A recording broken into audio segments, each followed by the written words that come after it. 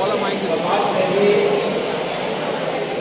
यशस्वी वक्ता और इनका शरीर में जो राष्ट्र बंधन के लिए हमेशा उनकी चलता है। पंडित राजेश शर्मा जी, श्री शैलेश रावत जी, संसद प्रतिनिधि के रूप में श्री शेष रावत जी, पांडे सर और मंच पे और डॉक्टर जीरा महावर सर, मीराराम राव सर, नानाजी राजेंद्र और समस्त नागरिकगण, मीडिया के प्रतिनिधि और विभिन्न स्कूलों से आए मेरे प्यारे विद्यार्थियों, आज हम सब सनातन की परंपरा की जो पवित्र फागुन मास की कृष्ण पक्ष की विद्या मेरे साथ बोले, सनातन की पवित्र परंपरा की फागुन मास की कृष्ण पक्ष की आज विद्या है। उस शुभ अवसर पे हम सब आज ABVP के कार्यक्रम में संगोष्ठी के लिए एकत्र हुए हैं। हे भगवान, क्या फागुन मास क्या होता है, यह कृष्ण पक्ष क्या होता है, जो कि हम जिस कैलेंडर का उपयोग करते हैं वह कैलेंडर ग्रेगोरियन कैलेंडर है। वह कैलेंडर जो है भारत की परंपरा का नहीं है, हमारी परंपरा का नहीं है। हे भगवान, हमारी परंपरा का जो कैलेंडर होता है वह जो है 3 चीजों पे निर्धारित होता है। एक चंद्रमा की गति पे, एक सूर्य की गति पे, एक नक्षत्रों की गति पे। तो चंद्रमा की गति पे जो हमारा कैलेंडर है उसमें जो है अब 2023वां वर्ष लगने वाला है, और जो नक्षत्रों के आधार पे जो हमारा कैलेंडर है जिसे हम ब्रह्म संवत कहते हैं, उसका समय करीब करीब जो हो गया है 1,96,08,53,125 वर्ष। प्यारे बच्चों, ये सनातन परंपरा की जो काल गणना सुन रहे हैं, इस पृथ्वी का वर्तमान आयु जो है 1,96,08,53,123 वर्ष हो चुके हैं, और हमारा नया वर्ष प्रारंभ होता है चैत प्रतिपदा से। कब से होता है प्यारे बच्चों? चैत प्रतिपदा से। तो फागुन है, चैत है, जिसका मतलब क्या हुआ? जिस प्रकार से अंग्रेजी कैलेंडर होते हैं, जनवरी फरवरी होते हैं, तो हमारी परंपरा का वर्ष होता है बेटा, वो कब से चालू होता है? चैत प्रतिपदा। अर्थात अगले महीना जो नवरात्रि आने वाली है, तो जो नवरात्रि का जो पहला दिन होगा वह हमारा नया वर्ष, हमारा नया वर्ष। ये 31 और 1 जनवरी की बात जो है हमारी परंपरा के लिए है। हमें यह जानना अत्यंत आवश्यक है कि चैत प्रतिपदा को हमारा नया वर्ष होता है। कब होता है? चैत प्रतिपदा, जो नवरात्रि का पहला दिन है। तो उसी प्रकार से जब चैत माह होता है तो चैत के बाद क्या आएगा? जैसे हम सब बच्चों को जनवरी फरवरी पता है, तो मेरे साथ जो है सनातन की परंपरा के बाकी महीनों का सम्मान देने का प्रयास करेंगे। चलो बोलो भाई, चैत, वैशाख, जेठ, आषाढ़, सावन, भादो, अश्विन, कार्तिक, पूस, माघ, और ये 12वां महीना जो चल रहा है वह सनातन का आखिरी महीना है। इसे फागुन का महीना कहते हैं। क्या कहते हैं? फागुन का महीना कहते हैं। तो प्यारे बच्चों, ये 12 महीने का नाम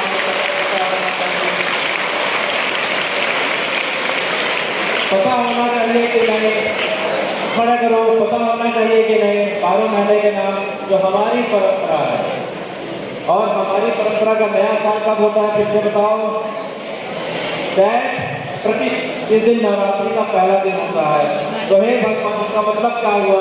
इसका मतलब यह हुआ कि प्रत्येक महीने की पूर्णिमा को जब चंद्रमा जिस नक्षत्र में होता है वह उस महीने का नाम होता है। 2 दिन पहले माघी पूर्णिमा थी, जिसमें सब रुद्री में जाके सबसे महानदी में गंगा में डुबकी लगाए। तो उस पूर्णिमा को चंद्रमा जो है फागुनी नक्षत्र पे आ गए, इसलिए इस महीने का नाम क्या पड़ गया? फागुन। अगले महीने में चंद्रमा चित्रा नक्षत्र पे चले जाएंगे, तो कौन सा महीना पड़ेगा? चैत्र नक्षत्र पड़ेगा। तो चंद्रमा महीने के जिस पूर्णिमा को जिस नक्षत्र पे जाते हैं वह हमारी परंपरा का वह महीने का नाम होता है। तो हमारी सनातन की परंपरा इतनी अद्भुत और विशाल है अभी हमने सुना कि 1 अरब 96 करोड़ से ज्यादा फिर गए। हमारी परंपरा जो की जो है, बाकी परंपराएं तो आती और जाती रहती है। माया सभ्यता आई, इंका सभ्यता की आई, बेबीलोनियन आ गए, रोमन आए, ग्रीस आए, सब आए और चले गए।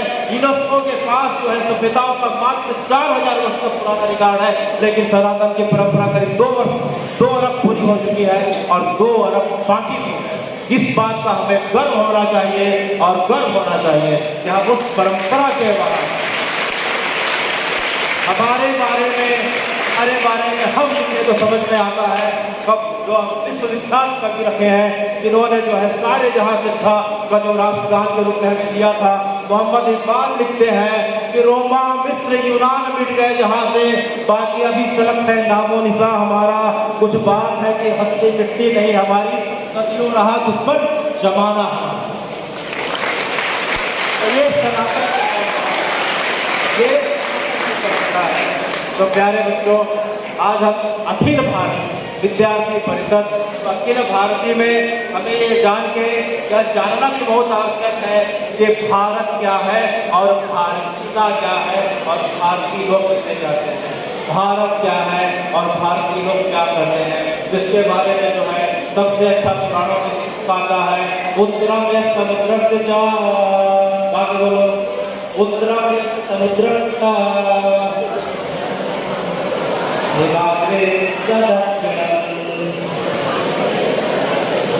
वर्ष तद भारत भारती नाम सरस्वती। विश्व का वह भूभाग जो एक तरफ हिमालय को और 3 तरफ समुद्र से घिरा हो, और उस भूभाग के चारों रहने वाले लोग चाहे किसी भाषा के हो, चाहे किसी वर्ग के हो, चाहे किसी लिंग के हो, आखिर जो है कोई भी हो, क्षेत्र में रहने वाले सभी लोग भारतीय कहलाते हैं। और यह भूभाग भारत कहलाता है। इसमें ना भाषा का भेद है, ना लिंग का भेद है, ना स्त्री पुरुष किसी प्रकार का भेद है। तो कुल मिला के हम सनातनी हैं, हम भारतीय हैं और हम सब भारतवासी हैं। तो इस प्रकार से जाने लगते हैं और हमें जानकर और आश्चर्य होगा कि भारत की वर्तमान सीमा तो पुरानी सीमा से जो है करीब 50 गुना से ज्यादा से बढ़ती है। प्यारे बच्चों, हमारे भारत की सीमा जो है 2000 वर्ष पहले तक कहां से कहां तक थी। मेरे साथ विक्रमादित्य का अगर हम कैलेंडर देखें, अगर हम जो है चंद्रगुप्त मौर्य का कैलेंडर देखें, बस 2000 साल में हमें समझ में आ जाएगा कि हमारे भारत की सीमा कहाँ तक थी। अगर हम जो है उत्तर में कश्मीर आगे जाके देखते हैं तो पूरा का पूरा पाकिस्तान, पूरा का पूरा अफगानिस्तान, पूरा का पूरा अरब का हिस्सा, इराक का हिस्सा, ईरान का हिस्सा, जॉर्डन का हिस्सा, फिलिस्तीन का हिस्सा, ये पूरा का पूरा कभी भारत हुआ करता था। और अगर हम नीचे अगर जाए दक्षिण की तरफ देखें तो अगर तमिलनाडु के नीचे चले जाए तो श्रीलंका हो गया, श्रीलंका के बाद Singapore, Malaysia, Indonesia, Thailand, Sumatra, Java, ये कभी भारत के हिस्सा हुआ करते थे। अगर हम पूरब की तरफ जाएं तो नेपाल है, भूटान है, म्यांमार है, तिब्बत है और पार्ट ऑफ चीन। प्राचीन परंपरागत चीन का नाम प्यारे बच्चों हरिवंश के नाम से जाना जाता था। चीन किस नाम से जाना जाता था? हरिवंश। ये भारत की परंपरा है, हमारा विस्तार यहाँ तक हुआ करता था, इससे हम सब वाकिफ हैं। तो इसी कारण से काल भेद के कारण ये पाठ हमसे अलग खड़े हो गए, लेकिन सांस्कृतिक एकता के आधार पे, विचारों की एकता के आधार पे ये सब भारत को ही मानते हैं, सनातन की परंपरा को मानते हैं, वो अपने पूर्वजों को ही मानते हैं। इस चीज का हमें बड़ा गर्व होना चाहिए। तो प्यारे बच्चों, इस प्रकार से सनातन की परंपरा है। तो ये अखिल भारतीय, तो भारत का विस्तार यहाँ तक था। तो उसके पश्चात आता है अखिल भारतीय विद्यार्थी। तो विद्यार्थी क्या होते हैं? अब हम सब किस पे आ रहे हैं? हम सब आपस में चर्चा करेंगे कि विद्यार्थी क्या होता है। विद्यार्थी क्या होता है? शास्त्रों में विद्यार्थी के 5 लक्षण बताए। कितने लक्षण बताए हैं? मेरे साथ सब रिपीट करेंगे। चलो, सबको श्लोक याद होगा, स्कूल में सब हम लोग पढ़ते हैं। काक चेष्टा कपोध्यानम, भाई काक चेष्टा कपोध्यानम, श्वान निद्रा तथैव अल्पहारी गृहत्यागी विद्यार्थी पंचलक्षणम चेष्टा। जिस प्रकार कौवा सफल हो असफल हो अपनी प्रयास को छोड़ता है, इसी प्रकार विद्यार्थियों को जो है सफलता सफलता के बजाय केवल अपना कार्य करना चाहिए, लक्ष्य की ओर बढ़ना चाहिए, तब जो है विद्यार्थी का पूर्ण होता है। पको ध्यान बगुला एक पैर पे खड़े होकर किस प्रकार अपने लक्ष्य की ओर करके रखता है। श्वान निद्रा विद्यार्थियों के लिए नींद का ज्यादा आलस्य का भक्त नहीं होना चाहिए। जब मौका हो जाए और जब उठ जाए पढ़कर उठकर पढ़ने लग जाए। उसी प्रकार विद्यार्थियों को ज्यादा भोजन ग्रहण नहीं करना चाहिए और उससे आलस्य की आने की संभावना रहती है। और विद्यार्थी के लिए उसे घर से भी बाहर जाना पड़े, उसे बेहिचक विद्यार्थी के लिए बाहर जाने का उसके अंदर मात्रा होना चाहिए। ये विद्यार्थियों के 5 कितने लक्षण? 5 लक्षण। कागजेष्टा बहुज्ञानम स्वानिद्रा तथैव अल्पहारी विद्यार्थी विद्यार्थी पंचलक्षणम। तो प्यारे बच्चों बताओ हम सब में लक्षण है कि नहीं? वाह। आने वाले समय में जो हम सामने फोटो देख रहे हैं विवेकानंद का, तो मुझ में जो है जो विवेकानंद भी दिख रहे हैं, सुभाष चंद्र बोस दिख रहे हैं, भगत सिंह राजगुरु भी दिख रहे हैं, जिनकी जयंती अभी 23 मार्च को आने वाली है। इन 5 लक्षणों में कोई एक लक्षण को भी प्राप्त करके विद्यार्थी जीवन का मार्ग का पूरा हो जाता है। इसके बाद हम आगे बढ़ते हैं कि विद्यार्थी जो है विद्या किससे करते हैं? विद्यार्थी क्या गुरु से करते हैं। किससे करते हैं? गुरु से करते हैं। तो गुरु का क्या होता है? कु का अर्थ होता है अंधकार और रू का अर्थ होता है मिटाना। ऐसा व्यक्तित्व, ऐसे शिक्षक, ऐसे महान लोग जो हमारे ज्ञान के अंधकार को मिटा के हमारे ज्ञान के प्रकाश को ले जाते हैं, उन्हें क्या कहते हैं बच्चों? गुरु कहते हैं। तो भारत की परंपरा में शुरू से गुरु शिष्य की परंपरा रही है। जिस प्रकार से अगर राम जी भी अगर आते हैं तो गुरु वशिष्ठ हैं। राम जी के गुरु कौन है?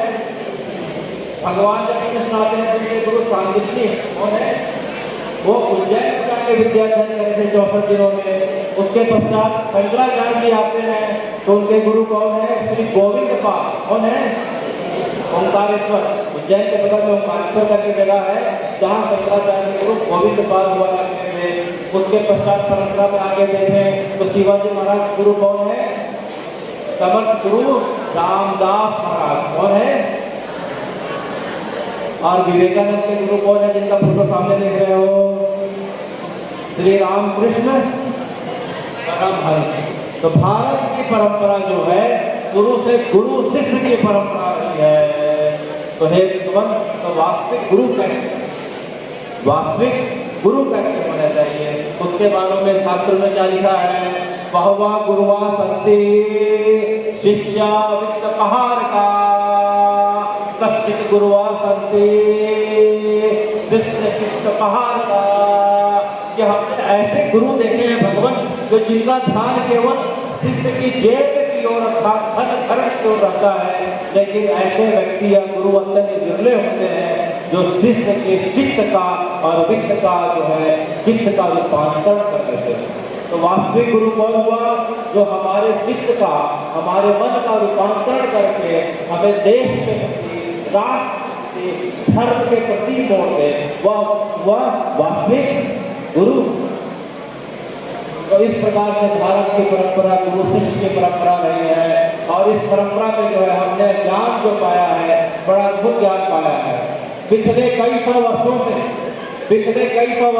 सनातन की परंपरा में शिक्षा व्यवस्था इस प्रकार से कर दी गई, गुरुकुलों को इस प्रकार से ठप्प कर दिया गया कि हमें बात में जो है हमारी शिक्षा पद्धति को और हमारी परंपरा को केवल और केवल ढकोसला, आडम्बर और बात में ज्योतिष का, तंत्र मंत्र का सहारा लेने वाला बता दिया गया। बात में कुर्सियों वाला देश बता दिया गया। बात में बोला जाता है कि यहाँ बंदर हनुमान और बड़े शक्ति की जगह है, यह देश जो है ताइयों का देश है। इस प्रकार से बार जो है हमें दिमाग में पुरानी की भावना से हमें भर कर हमें जो है बार दिशा दिखाने का प्रयास किया गया। लेकिन सबसे अद्भुत बात प्यारे बच्चों कि हम सबको जान के बड़े आश्चर्य होगा, बड़ी खुशी होगी कि सन 1634 में, कब? 1634 में गैलीलियो नाम के वैज्ञानिक को जब फांसी दी जा रही थी, किसको फांसी दी जा रही थी? अच्छा ये बताओ, गैलीलियो का नाम किसने सुना है? हाथ खड़ा करो।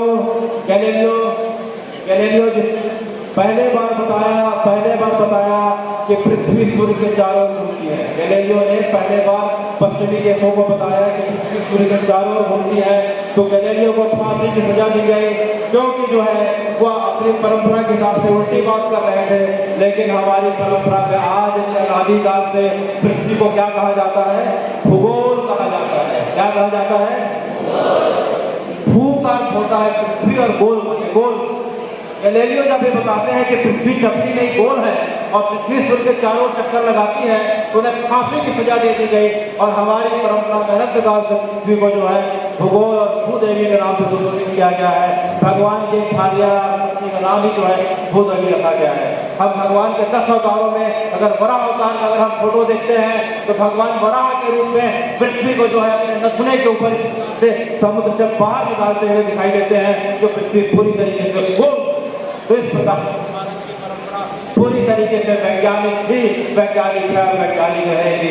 जिस नवग्रहों के बारे में 1634 के बाद पाश्चात्य विज्ञानों में बताया कि सूर्य होता है, चंद्रमा है, बृहस्पति है, गुरु है, शुक्र है, शनि है, तो ये परंपरा जो है मात्र 400 साल से विज्ञान बताया। लेकिन हमारी परंपरा में, सनातन की परंपरा में लाखों करोड़ों साल पहले हमें बता दिया गया था। अगर रामेश्वरम जाके देखे, जिस जगह पे राम जी ने समुद्र सेतु का निर्माण किया था, तो रामेश्वरम में राम जी ने 9 ग्रहों की स्थापना करके उनकी पूजा अर्चना करती थी। और उसके श्लोक इस प्रकार से है, मेरे साथ अभिप्रेत करेंगे। 9 ग्रहों की बात 400 साल पहले ने, अभी तो जो है करीब करोड़ों साल पहले हमारी परंपरा में बता दी गई है। ब्रह्मा मुरारी विभ्रांतकारी, बोलो ब्रह्मा मुरारी विभ्रांतकारी, भानु शशि गुरु शुक्र शनि राहु केतवा, सर्वे शांति भक्तु। तो ये जो श्लोक है आज का नहीं, 100 साल नहीं, 500 साल, अभी तो लाखों वर्ष पुराना है, जिसमें 9 ग्रहों की करी गई है। ये 9 ग्रह के विज्ञान गैलीलियो कोपरनिकस के माध्यम से अभी हमें बताया जा रहा है कि 9 ग्रह वैसे थे, लेकिन सनातन की परंपरा पूरी तरीके से वैज्ञानिक थे। और तो हम सुनते हैं कि हवाई जहाज का आविष्कार किसने किया? हमें सुनते हैं कि 17 दिसंबर 1903 को राइट बंधुओं ने, 2 भाई थे, राइट ब्रदर्स ने हवाई जहाज को पहले बार उड़ाया। किसको उड़ाया? हवाई जहाज को। हवाई जहाज के बारे में जो शब्द आता है, जो वास्तविक शब्द है विमान, क्या है? विमान। संस्कृत का या सनातन का शब्द जो है हवाई जहाज के बारे में क्या है? विमान। और विमान के बारे में सबसे पहले जिन्होंने लिखा है, और उनकी किताब आज भी अमेरिका के नासा के संग्रहालय में रखी है, वह ऋषि भरद्वाज थे। कौन थे? ऋषि भरद्वाज थे। भरद्वाज ऋषि ने अपनी किताब विमान संहिता में 36 प्रकार के विमानों का वर्णन किया है। अभी के विमान तो प्यारे बच्चों केवल पेट्रोल से उड़ने वाले हैं, उन्होंने चुंबक से उड़ने वाले, पानी से उड़ने वाले, समुद्र के पानी से उड़ने वाले, कचड़े से उड़ने वाले, इस प्रकार से यहाँ तक कि मन की गति से भी उड़ने वाले विमानों का वर्णन किया है। बिजली के बारे में तो हमें भी पता है कि थॉमस एडिसन नाम के व्यक्ति ने बिजली की खोज करी थी। लेकिन प्यारे बच्चों, बिजली का वास्तविक शब्द जो होता है विद्युत होता है। क्या होता है? विद्युत। तो जानते हो ना। और उसी विद्युत के बारे में हमारी परंपरा में अगस्त ऋषि है। इसने अगस्त ऋषि ने आज से लाखों साल पहले विद्युत का निर्माण कैसे किया जाए, किस तरीके से किया जाए, यह हमें बता के रखा हुआ है। जिस प्रकार से मिसाइल टेक्नोलॉजी के बारे में बात करें, भारत में विश्व में मिसाइल बनती है रक्षा के लिए, तो मिसाइल टेक्नोलॉजी के बारे में इस बार राम जी को अनेक मिसाइल टेक्नोलॉजी दी, जिसमें पशुपति अस्त्र है, नारायण अस्त्र है, अनेकों मिसाइल टेक्नोलॉजी की बात। अगर हम मेडिकल फील्ड में जाएं तो मेडिसिन के बारे में हमें लगता है कि एलोपैथी के अलावा कुछ नहीं है, लेकिन अगर हम जानें तो एलोपैथी का जितना भी अधिकांश आविष्कार हुआ है उसका स्रोत चरक संहिता है। क्या है?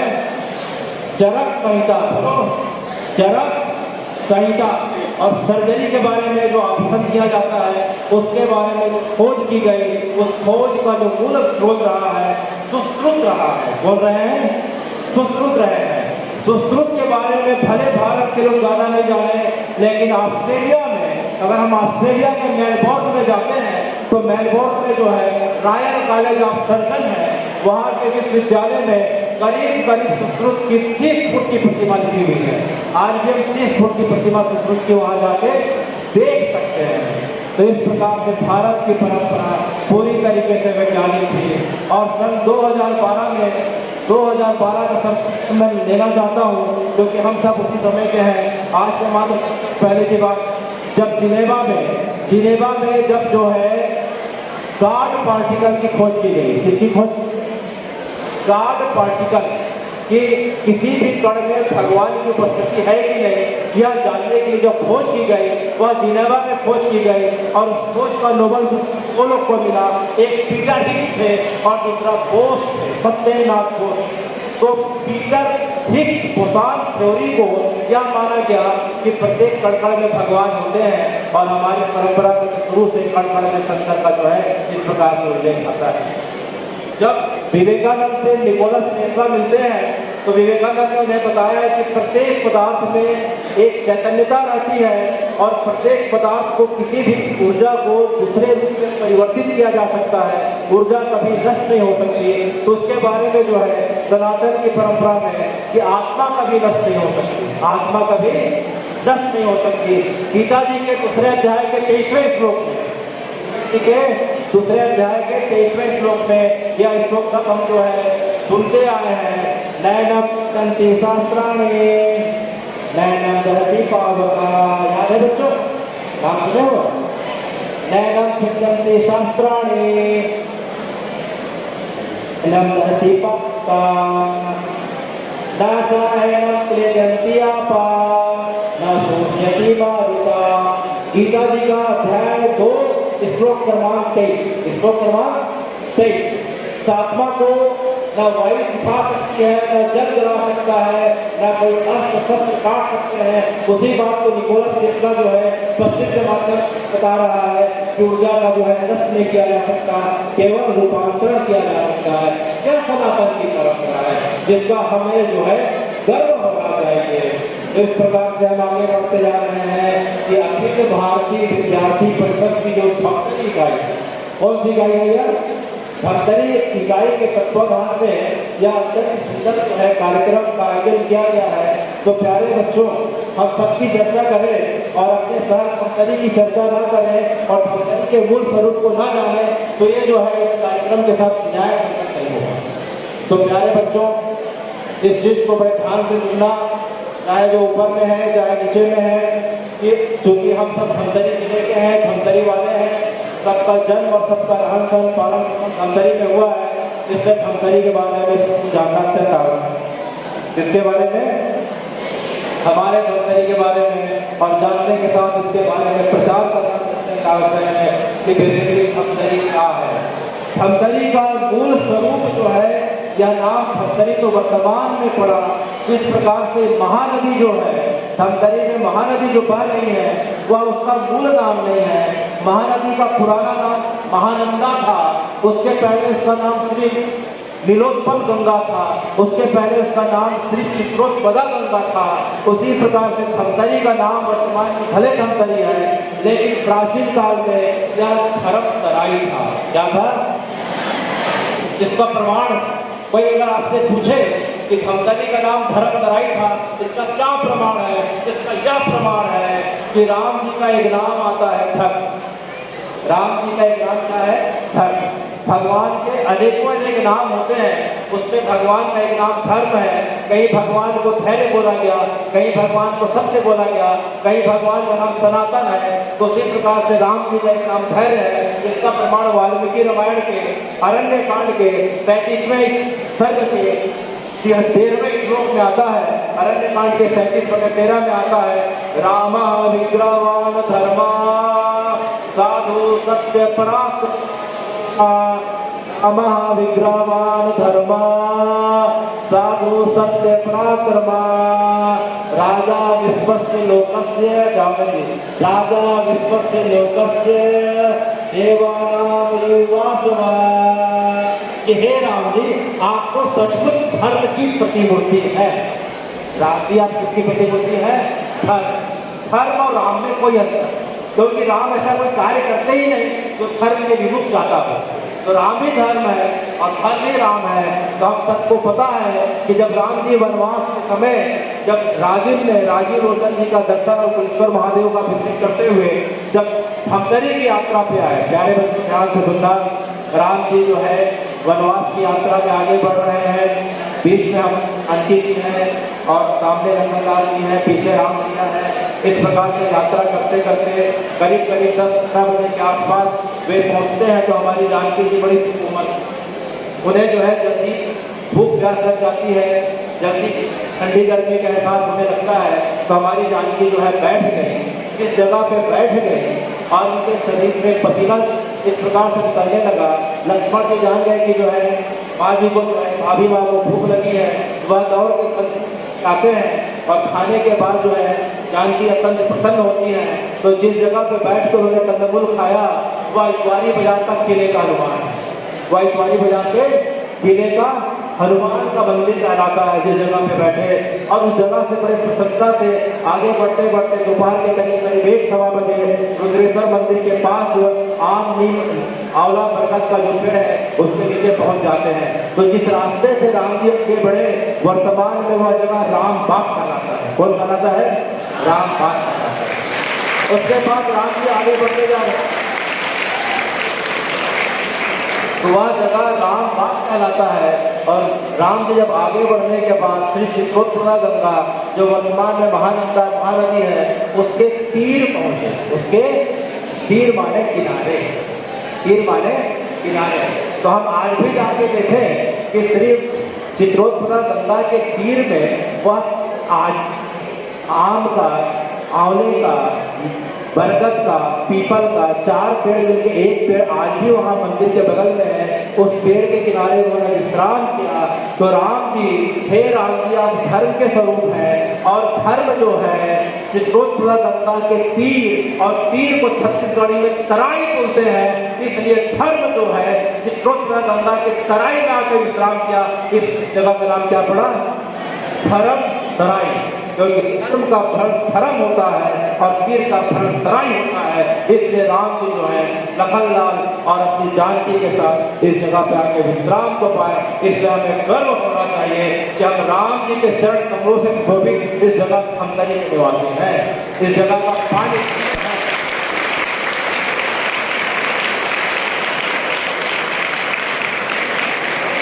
मेरे प्यारे बच्चों, हमें अपनी जगह के बारे में जानकारी होने से गर्व होना चाहिए और प्रयास ये करना चाहिए कि हम अपनी गंगा जी को, जिसमें राम जी खुद स्नान करते हैं और उसके जल से महादेव का इस प्रकार से अभिषेक करते हैं, तो उसको जो है हम गंदगी रखते हैं। हम किसी भी कार्य के लिए जाएँ तो कार्य होने के पश्चात नदी को साफ करना हमारा कर्तव्य होना चाहिए। हमारे सामने लोकेश साहू जी बैठे हुए हैं जिन्होंने गंगा नदी को जिस प्रकार से महानदी को गंगा माँ समझ के आप इनके सम्मान में जोरदार लोकेश जी आइए और जाके लोकेश जी का भाव देते हैं। पूरे लोग जाके गंदगी करते हैं और लोकेश जी अपनी टीम के साथ पूरे 12 महीने 365 दिन जो है हमारी महानदी को माँ समझ के, गंगा माँ समझ के, जहाँ राम जी आए थे वह समझ के रात दिन अपने जो है वॉलेंटियर के साथ सफाई करते हैं। पूरा एक बार लोकेश जी के लिए तारीफ। क्या भाव सनातन की परंपरा इतनी अद्भुत परंपरा है प्यारे बच्चों, हमें इसमें किसी प्रकार की ग्लानि नहीं होना चाहिए। हमारा सवेरे से लेकर रात सोने तक जो है सनातन की जो परंपरा है पूरी तरीके से वैज्ञानिक है। जिसे हम धर्म बोलते हैं वह धर्म जो है एक प्रकार से विज्ञान का ही दूसरा नाम है। जैसे हमारी परंपरा में कहा जाता है सवेरे जल्दी उठना चाहिए, इसलिए उठना चाहिए कि वातावरण में ऑक्सीजन की मात्रा सबसे ज्यादा होती है। बिना मुंह धोए पानी, गर्म पानी पीना चाहिए क्योंकि पेट में अम्ल बन जाता है। मुंह का छाल जो है अम्ल को जाकर न्यूट्रलाइज कर देता है। इसके पश्चात आता है कि भोजन हमें खड़े होकर नहीं करना चाहिए, बैठ के करना चाहिए। भोजन हमें क्या करना चाहिए? बैठ के करना चाहिए। क्यों? क्योंकि खड़े होकर हम भोजन करते हैं तो पूरा का पूरा पाचक रस और खून जो है नीचे चले जाता है। पालती मार के बैठ के करते हैं तो शरीर के पचाने की आवश्यकता तो पेट में रह जाते हैं। यह पूरी तरीके से वैज्ञानिक परंपरा है। खाना जो है सूर्योदय तक खा लेना चाहिए, क्योंकि हमारे पेट की जठर अग्नि की जो साइकिल है वो सूर्य के साथ चलती है। शाम होते ही पेट के जठर अग्नि एंजाइम बंद पड़ जाते हैं और पाचन क्षमता कम हो जाती है। तो सनातन की जितनी परंपरा है, जैसे हम धर्म का नाम लेते हैं, वह पूरी तरीके से वैज्ञानिक है। हमें कोई भी कितना बोले, ढकोसला है, आडम्बर है, उसके चक्कर में ना पड़ के हमें प्यारे बच्चे लेना चाहिए। क्या कर लेना चाहिए? क्योंकि सब बच्चों के पास मोबाइल है। आजकल कोई बच्चे जो है ऐसे नहीं मान समझ सकते, तो गूगल में जो है हर चीज़ों का समाधान है। सात्विक चीज़ों का भी आपको जानकारी किसके माध्यम से मिल जाएगी? प्यारे बच्चों के माध्यम से, गूगल से मिल जाएगी। तो चर्चा करने के लिए तो आप कुछ है, लेकिन समय की मर्यादा देखते हुए हम जो है अब अपने आज के व्याख्यान के अंतिम दौर पे पहुंच चुके हैं। अब जो है, अब सबसे जो है, अब एक बात सबसे इतने देर के व्याख्यान का मतलब यह हुआ कि जाने के पहले आप जितने विद्यार्थी हैं, एक दो चीज़ों का हाथ उठा के संकल्प करें तो मुझे बहुत आनंद की अनुभूति होगी कि वाकई हम सनातन की परंपरा को मानने वाले हैं। भले किसी कारण से विक्षेप पैदा हो गया था, तो पहला जो होना चाहिए कि हम जन्मदिन मनाते हैं ना, जिसको बर्थडे बोलते हैं, मनाते हैं ना, हाथ खड़ा करो। तो हम जो जन्मदिन मनाते हैं अंग्रेजी तारीख के साथ, अंग्रेजी तारीख, जैसे मान लो आज 7 फरवरी है, तो 7 फरवरी का जो तारीख है वो हमारे जन्मदिन का वास्तविक तारीख नहीं हो सकता, क्योंकि अंग्रेजी कैलेंडर में तो कभी 28 का महीना, कभी 29 का, कभी 30 का, कभी 21 का। तो इस प्रकार से हमारा जो है हर बार देखोगे कि जो है 2-4 दिन आगे पीछे हो जाता है। लेकिन जिस में हमारा जन्म हुआ था वह तिथि कभी नहीं बदलती। जैसे रामनवमी कभी नहीं बदलेगी, जन्माष्टमी कभी नहीं बदलेगी, होली कभी नहीं बदलेगी, रक्षाबंधन, तीजा पोला, माघी पूर्णिमा कभी नहीं बदलेगी, क्योंकि तिथि के आधार पे होती है। इसलिए मेरे प्यारे बच्चों, अपना जन्मदिन अंग्रेजी के हिसाब से मनाओ, अच्छी बात है, लेकिन तिथि के हिसाब से भी मनाना है। किसके हिसाब से? तिथि के। अपने जन्मदिन को गूगल में डाल दो, अपने जन्मदिन को गूगल में डाल दो कि 7 फरवरी को कौन सी तिथि थी, तो अपने आप आ जाएगा। अभी करके देख लो, तो उसमें आएगा फागुन कृष्ण पक्ष द्वितीया, फागुन का महीना, कृष्ण पक्ष का दूसरा दिन। तो ये तिथि कभी नहीं बदलेगी, ये तिथि कभी नहीं बदलेगी, सनातन के समान शाश्वत रहेगी। तो अपना जन्मदिन मनाने का प्रयास करना, वह तिथि के हिसाब से। किसके हिसाब से? तिथि के हिसाब से। हाथ खड़ा करो। तिथि के हिसाब से मनाने का प्रयास करेंगे कि नहीं? अपने जन्मदिन को तिथि के हिसाब से मनाने का प्रयास करेंगे कि नहीं? वाह, बहुत अच्छी बात है। एक बात पे ताली हो जाए।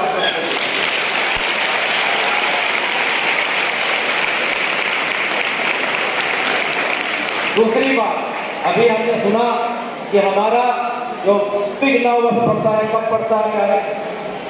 चैत माह के नवरात्रि के प्रथम दिन, जिसे प्रतिपदा। तो हम 31 दिसंबर और 1 जनवरी को मनाए, कोई बात नहीं, मनाए तो अच्छी बात, नहीं मनाए तो अच्छी बात, लेकिन हमें नया वर्ष फिर कब से मनाने का प्रयास करना है? चैत्र प्रतिपदा या नवरात्रि का प्रथम दिन मनाएंगे। क्या? हाथ खड़ा करो। हम अपना नया साल जो है प्रत्येक वर्ष चैत्र प्रतिपदा को मनाएंगे। वाह, इस बात को फिर से ताली।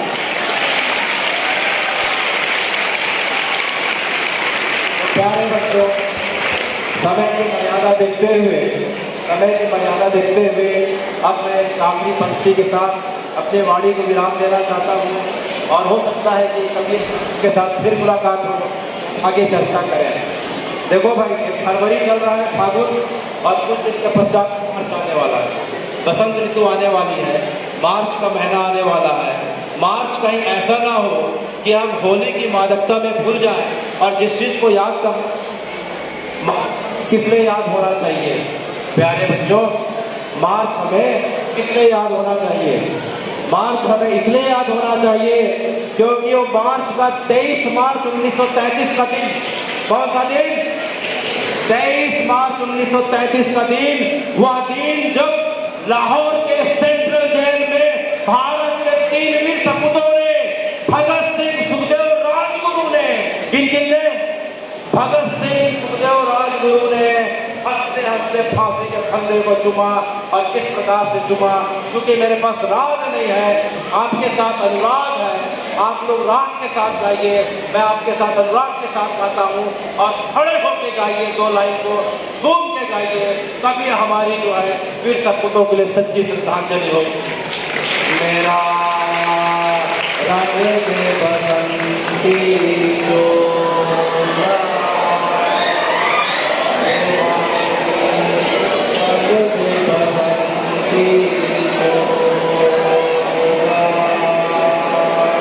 जिस चोले को पहन शिवाजी खेले अपनी जान पे, जिस चोले को पहन शिवाजी खेले अपनी जान पे,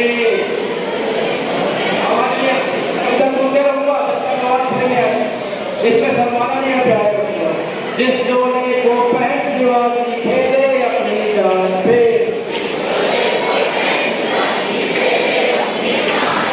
इसे फैंसी की रानी मिट गई अपनी आन पे, इसे फैंसी की रानी मिट गई अपनी आन पे। उस चोले को पहन के निकला, पहन के निकला, पहन के निकला,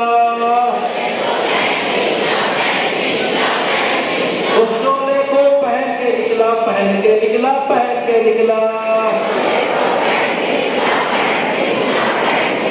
हवसों का टोला मेरा रंग दे बसंती। अरे भाई हाथ ऊपर करके नाचो, झोंक के नाचो, कोई मना किया है।